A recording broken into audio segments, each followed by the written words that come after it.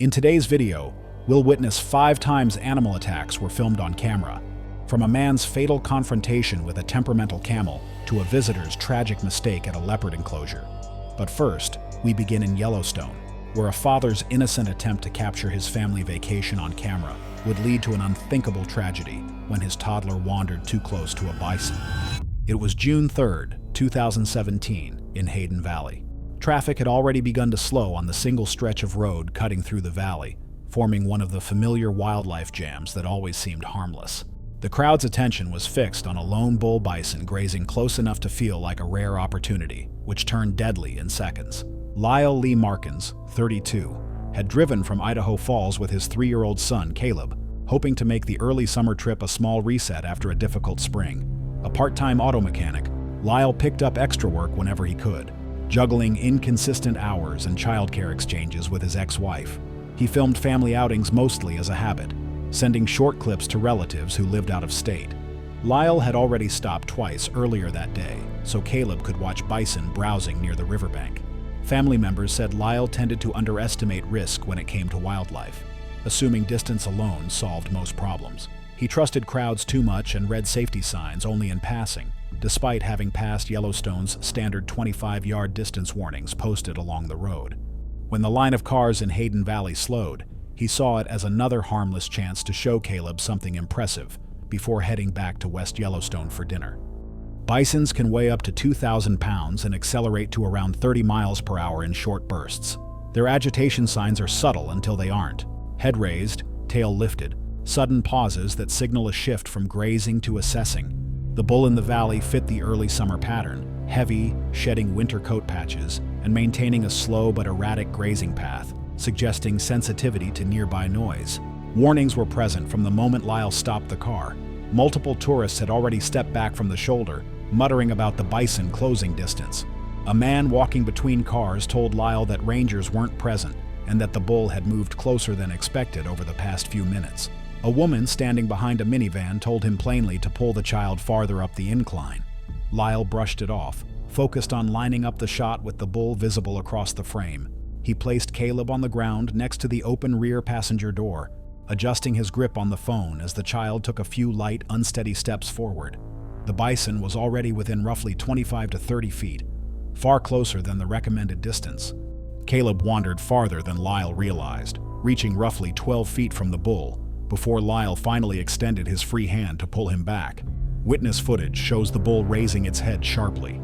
Its tail flicked upward, signaling agitation, and its stance tightened. Someone began shouting from a few cars down, trying to get Lyle's attention, but the phone footage shows he was still focusing on framing the scene. Another bystander yelled for him to move.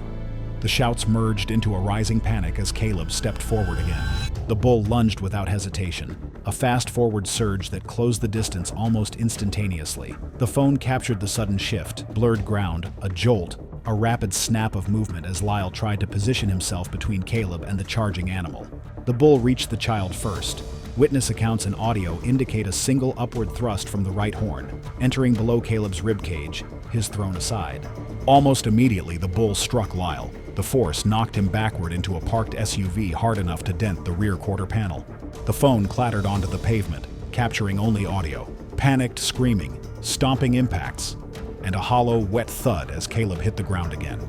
The bull gave one more stomp, likely directed at Lyle, before pivoting and trotting downhill toward the open valley, consistent with defensive, non-predatory behavior. The attack lasted only a few seconds, but the injuries were catastrophic. A retired EMT parked 3 cars behind Lyle's vehicle, called 911 at 6:44 p.m., reporting 2 victims down with massive trauma. Rangers reached the scene 11 minutes later and immediately radioed for paramedics, who arrived at the 17-minute mark. Caleb showed no signs of life on initial assessment. Lyle had weak respirations and signs of severe internal bleeding, but lost pulse during treatment attempts. Both were declared dead on scene. A coroner summary noted that Caleb sustained a deep, penetrating wound to the abdomen, severe internal bleeding, and blunt force trauma consistent with high-velocity horn thrust and short-range impact, while Lyle presented with multiple fractured ribs, a crushed sternum from vehicle collision, and internal bleeding from blunt chest trauma, along with cervical fractures from being thrown against the vehicle. In the aftermath, Local Wyoming outlets published brief reminders about Yellowstone's 25-yard bison distance rule.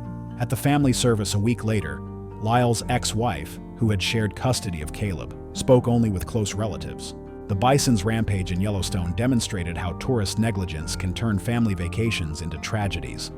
And in Egypt, a struggling street performer would set up his tripod to film a funny standoff with a camel, unaware that his antics would trigger a neck-crushing bite.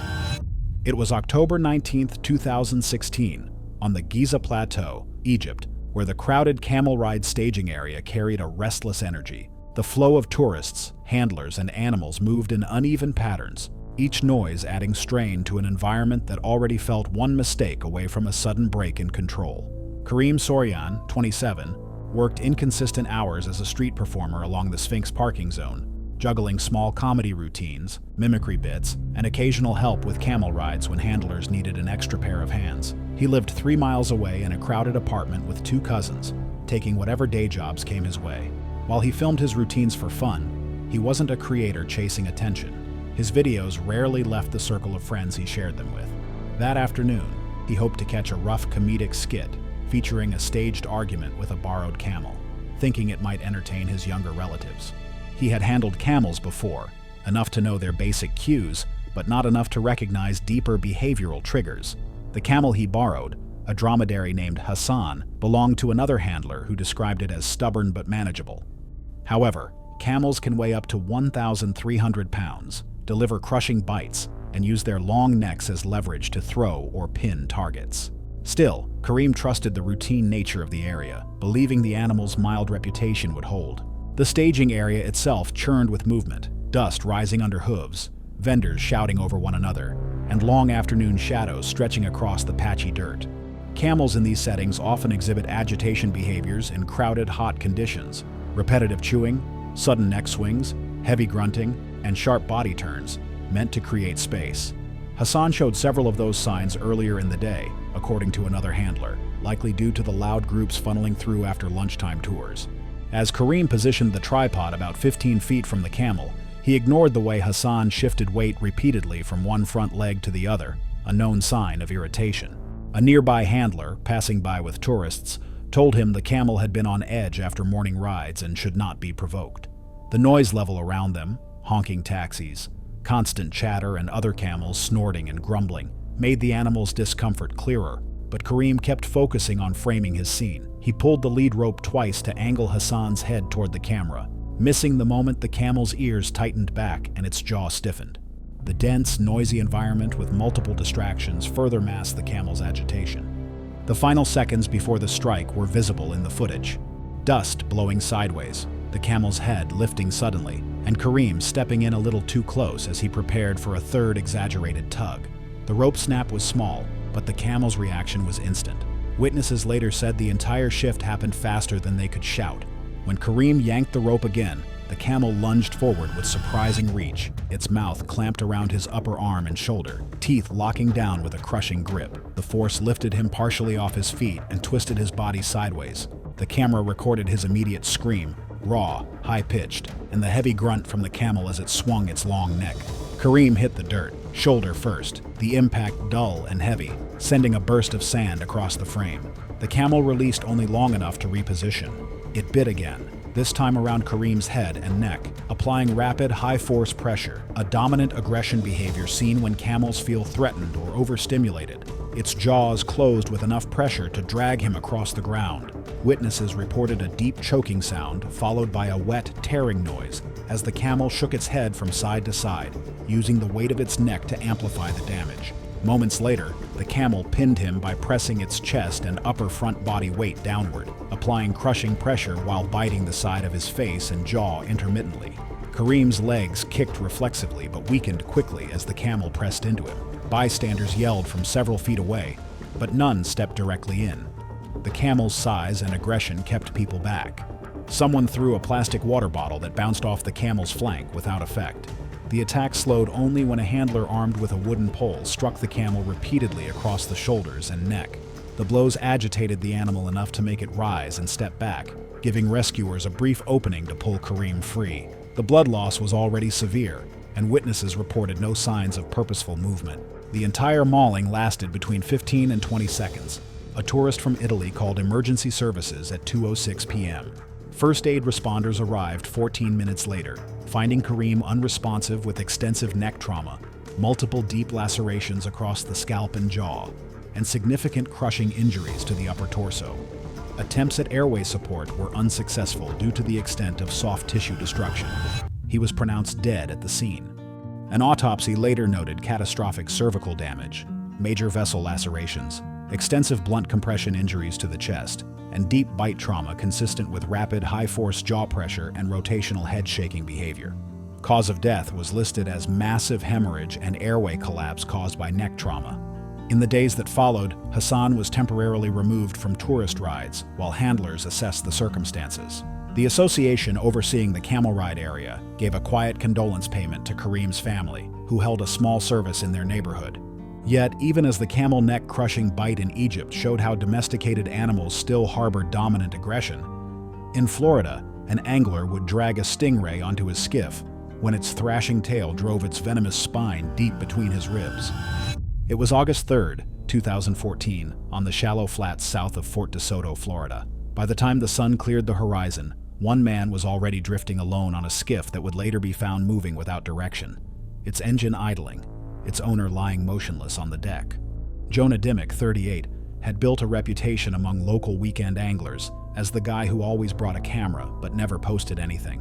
He worked as a computer technician at a repair shop in St. Petersburg and fished to unwind, cataloging his catches on a personal hard drive.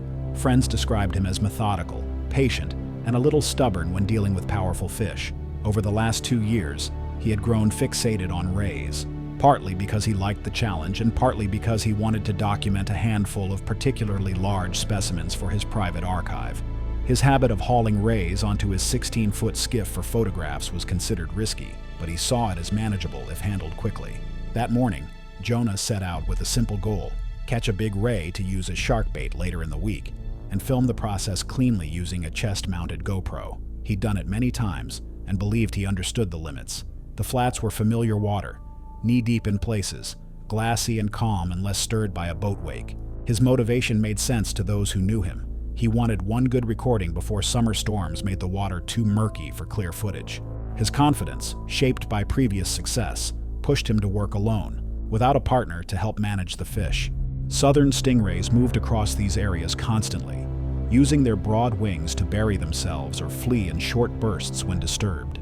These rays typically reached widths of 2 to 4 feet and carried 1 or 2 serrated barbed spines at the base of their tails.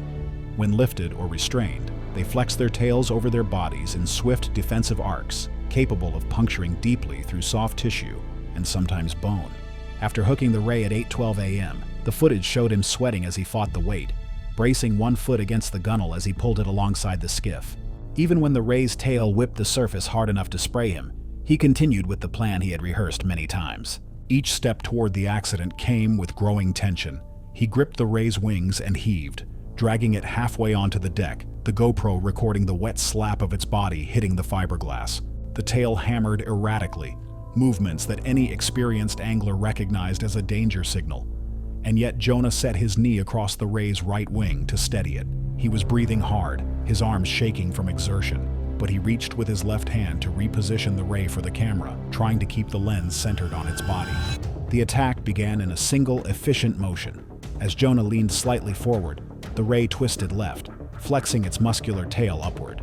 In the footage, the spine flashed into view for less than a second before driving into the right side of his chest, puncturing between 2 ribs.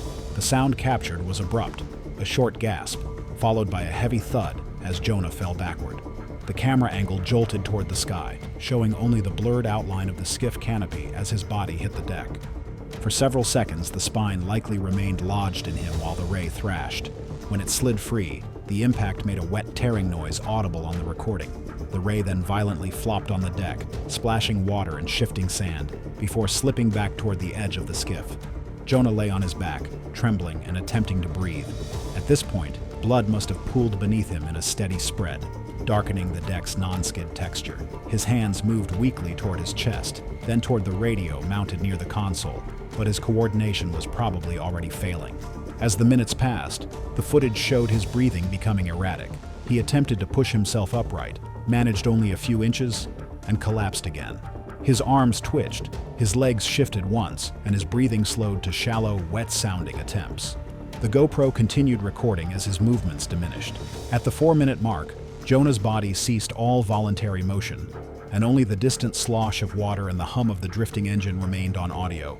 A kayaker named Lyle Morano noticed the skiff drifting with no one standing at the helm and paddled closer.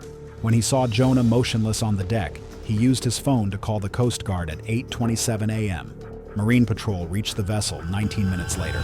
Paramedics found Jonah without a pulse and showing no signs of respiration. The preliminary coroner assessment stated that the stingray's spine had pierced the chest cavity, causing rapid internal bleeding, collapsed lung, and cardiac arrest.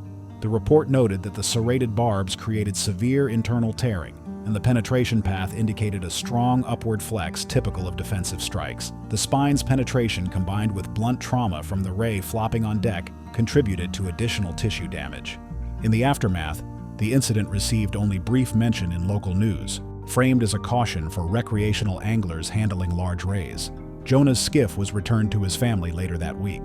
The GoPro footage, preserved as part of the sheriff's case file, remained with authorities, viewed only to confirm the sequence of events before the investigation was closed. However, even as the stingray's venomous spine demonstrated how trophy fishing can turn anglers into casualties, in South Africa, a father would lift his 5-year-old son onto an ostrich, unaware that the bird was about to deliver bone-crushing stomps. It was October 11, 2015, on a small private farm outside Wynberg in South Africa's Free State province. The borrowed backyard space was meant to be a simple birthday gathering, but before the cake had even been cut, a single decision, made for the sake of a short phone video, set off a chain of events that witnesses would later describe with a flat, stunned clarity. Marno Devil, 34, worked long shifts at a hardware store in town, often covering for absent co-workers, and had built a reputation as a cheerful, overstressed father who tried hard to make simple events feel special. Renting the farm's backyard petting area for his son Anton's 5th birthday was his attempt at creating a rare moment of novelty, something he couldn't usually afford. He had planned the afternoon carefully.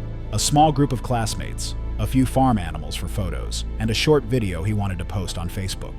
Anton, small for his age, loved animals, but tended to copy adults without hesitation. He was excited just to touch the ostriches. Nothing more had been planned. His father's idea to place him on one of the birds formed only after a farmhand demonstrated how to hold a calm female by her wings for grooming. To Marno, it looked controlled enough to allow a harmless, seconds-long stunt. His decision came from wanting his son to have a memorable moment. Ostriches, standing around 7 to 9 feet tall and weighing over 200 pounds, rely heavily on speed and defensive kicks. Their two-toed feet can strike with enough force to fracture ribs and crush small bodies. When stressed, they flare their feathers, shift their weight rapidly, and snap their necks in wide lateral motions. The farm owner had told the adults not to let children climb on the birds under any circumstances. One parent mentioned how ostriches often reacted unpredictably to noise, and another pointed out the female's repeated feather shakes, an agitation signal. The farmhand holding the bird also muttered that he wouldn't restrain it long because it had already been restless during earlier feedings. But with the group laughing, filming, and trying to keep the mood light for the birthday, the tension was brushed aside. Events escalated quickly. While several parents stood back, half concerned and half embarrassed to intervene, Marno lifted Anton under the arms and set him across the ostrich's back. The farmhand, pressured by the suddenness of it, kept his grip for only a second before the bird jerked forward. The female twitched again, hopping lightly on her feet, her feathers shivering. The chatter quieted just enough for the rustling to sound sharper. Several adults told Marno to take Anton down, but he kept filming, believing he could capture the moment before the bird moved. The accident began with a single violent snap of the ostrich's neck. It swung sideways with full strength, striking Anton's small torso and unseating him instantly. He slid off the back and hit the hard dirt shoulder first, his head bouncing sharply on the ground. Before anyone could step forward, the ostrich pivoted in a tight circle, its long legs stamping aggressively. The subsequent stomps were somewhat erratic, with the foot striking slightly off-center as the bird struggled to regain balance. The first stomp landed on Anton's chest, driving his body flat. Dust rose around the point of impact. The second came less than a second later, the bird shifting its center of gravity downward with startling force. Parents shouted, but the bird stayed over the boy, its wings flaring as it drove its foot down again, striking the same area. The phone in Marno's hand shook violently as he ran toward his son, yelling Anton's name. He got within arm's reach before the ostrich lifted its leg and kicked outward, the blow connecting with Marno's shoulder and knocking him sideways into the dirt. Anton's ribcage rose and fell irregularly in the footage as the ostrich delivered 3 more rapid stomps. The impacts produced hollow, crushing sounds and left deep bruising and compression marks. Only when a farmhand rushed in with a wooden rake, striking the ostrich repeatedly across the flank, did the animal retreat, backing away with a jittery, high-stepping gait. Anton lay limp, his arms slightly curled inward. Marno crawled to him, wincing in pain. Other adults screamed for someone to call for help. A parent dialed emergency services at 3:19 p.m. Rural EMS arrived 17 minutes later, finding Anton with no pulse and no spontaneous breathing, while Marno was treated on site for multiple contusions, a fractured shoulder, and several deep abrasions, stabilized before transport to a regional hospital. Marno's injuries were significant but non-fatal. Doctors noted a bruised lung, fractured clavicle, and deep soft tissue trauma, yet he was expected to recover with physical therapy. In the days that followed, the farm removed all public access to its ostrich pen and issued strict handling restrictions. Marno spent several weeks recovering at home, physically battered and emotionally shaken, yet alive. As the ostrich's stomps turned a father's birthday video into a recording of his son's death, in India, a man would lean over a big cat enclosure railing to retrieve a fallen phone, allowing a leopard to mark his death sentence. It was August 4th, 2013, at a small regional zoo in Uttar Pradesh, India. Near the row of older enclosures, where chipped paint and rusted railings hinted at decades of minimal upgrades, a moment of carelessness was about to collide with an animal built for precision killing. Harin Dao, 29, worked long rotating shifts as a line operator in a textile factory nearby. He usually finished his day coated in dust and fabric fibers, but he had agreed to visit the zoo with 2 co-workers after their shift as a way to unwind before the bus ride home. He loved filming short clips on his inexpensive phone, using them as small tokens of places he never had the time or money to travel back to. The leopard enclosure was one of the oldest structures on the grounds, built decades earlier with widely spaced vertical bars, strong enough to contain a big cat, but with gaps just wide enough for fingers or a partial forearm to slip through if someone leaned dangerously close. Harin filmed a short video of the leopard pacing along the rear wall. He leaned over the visitor railing, extending his arm through the bars as far as he could, phone held out, trying to get a clear angle without the bars obstructing the shot. The Indian leopard, averaging over 120 pounds with a bite force capable of crushing bone, is a stealth predator that relies on explosive bursts of speed. When confined, their pacing often reflects both stress and readiness. Forward ears, lowered shoulders, and tight movement patterns can signal that the cat is primed to react to any reachable stimulus. Harin's co-worker pointed out the leopard's sharper pacing and half-jokingly nudged him, telling him to stop leaning so close. But the phone slipped from Harin's grip mid-laugh, clattering onto the concrete floor inside the enclosure. His co-workers froze for a brief second, unsure how to react.